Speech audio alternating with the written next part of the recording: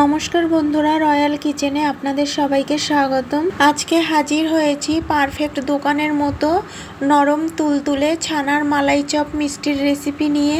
আশা করি রেসিপিটি আপনাদের কাছে খুবই ভালো লাগবে।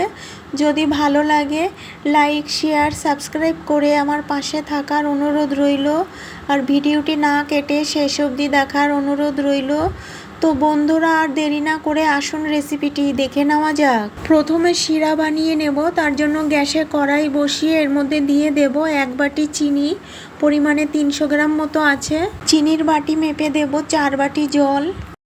গ্যাস মিডিয়ামে রেখে চিনি গলিয়ে নিয়ে শিরাটা 4-5 মিনিট মতো জাল করে নেব। আর শিরা জাল হতে হতে ছানা মেখে মিষ্টির শেপ দিয়ে নেব। এখানে ঘরে তৈরি করা 200 গ্রাম ছানা নিয়েছি। এবার ছানাটাকে ভেঙে 3-4 মিনিট মতো মেখে নেব।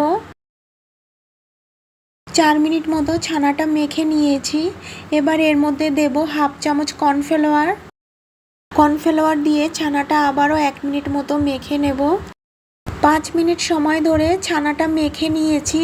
এবার ছানার ডো থেকে অল্প ডো নিয়ে এইভাবে মুঠি করে গোল করে নিয়ে আলতো হাতে এইভাবে একটু চেপে দেব। এই একইভাবে সবকটা মালাই চপ মিষ্টির শেপ দিয়ে নিয়েছি। আর এদিকে শিরাটাও 5 মিনিট মতো জাল করে নিয়েছি। এবার বানিয়ে রাখা মিষ্টিগুলোকে এক এক করে শিরার মধ্যে দিয়ে দেব। এবার মিডিয়াম গ্যাসে এইভাবে 2 মিনিট মিষ্টিগুলোকে জাল করে নিয়ে ঢাকা দিয়ে আরও 5 মিনিট মতো মিষ্টিগুলোকে জাল করে নেব। ঢাকা দিয়ে 5 মিনিট জাল করে নিয়েছি। এবার ঢাকাটা তুলে আলতো হাতে নাড়িয়ে মিষ্টিগুলোকে উল্টে দেব। আবারও ঢাকা দিয়ে 5-7 মিনিট মতো মিষ্টিগুলোকে জাল করে নেব। আবারও 7 মিনিট জাল করে নেওয়ার পর ঢাকাটা তুলে নেব।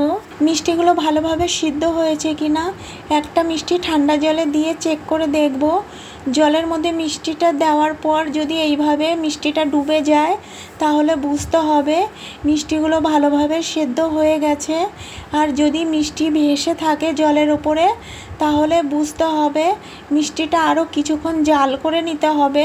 এবার গ্যাস অফ করে এর মধ্যে 1 বাটি ঠান্ডা জল দিয়ে আলতো হাতে নাড়িয়ে 2 ঘন্টা মতো রেখে মিষ্টিগুলোকে ঠান্ডা করে নেব।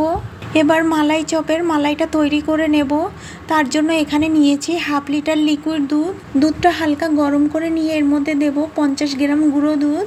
গুঁড়ো দুধটা দিয়ে ভালো করে নাড়িয়ে মিশিয়ে নিতে হবে যেন গুঁড়ো দুধের দলা না থেকে যায়। গুঁড়ো দুধটা দেওয়ার কারণে লিকুইড দুধটা খুবই দ্রুত ঘন হয়ে যাবে। তবে আপনারা যদি লিকুইড দুধ দিয়ে মালাই চপটা বানাতে চান সেক্ষেত্রে লিকুইড দুধের পরিমাণটা বেশি নিতে হবে। আর দুধটা জাল করে ঘন করতে হবে। আর এতে সময়ও অনেক বেশি লাগবে। সুন্দর একটা ফ্লেভারের জন্য দেব 2টো এলাচ মুখ ফাটিয়ে নিয়েছি।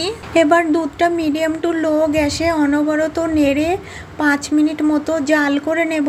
5 মিনিট দুধটা জাল করে নেওয়ার পর এর মধ্যে দিয়ে দেব 50 গ্রাম মতো চিনি।